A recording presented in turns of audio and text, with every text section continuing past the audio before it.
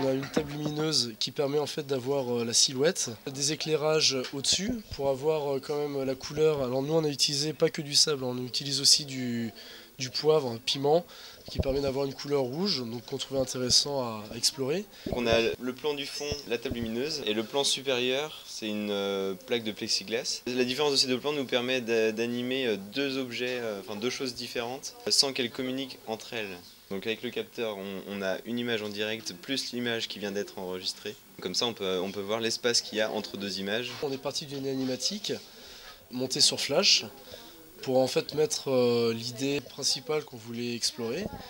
Et ensuite, à partir de cette animatique, donc, on a décidé de se lancer tout de suite, dans un premier temps dans les essais, pour voir un peu, enfin régler les problèmes de technique, avec l'utilisation du sable qu'on a découvert nous là. On ne s'est pas tenu vraiment à l'animatique, on a un peu improvisé pour faciliter l'animation, sinon ça ne serait pas vraiment sorti. On gère une masse.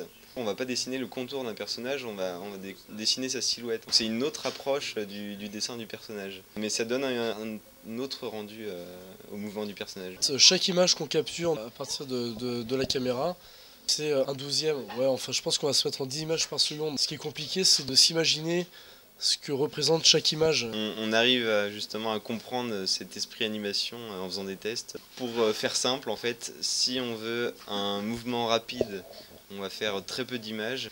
Et si on veut un mouvement lent, on va rajouter des images pour que le mouvement mette plus de temps à s'effectuer. Le but en animation, c'est d'avoir une caméra qui reste fixe. Et donc le plus dur, c'est vraiment de garder cette petite caméra fixe. Il faut vraiment que ça ne bouge pas d'un millimètre, parce que si ça se met à bouger d'un millimètre au niveau de la caméra ou même au niveau des plaques, de la table lumineuse, bah, tous les mouvements se deviennent faux. Et ça, c'est aussi un problème et qu'on retrouve dans l'animation en volume traditionnelle.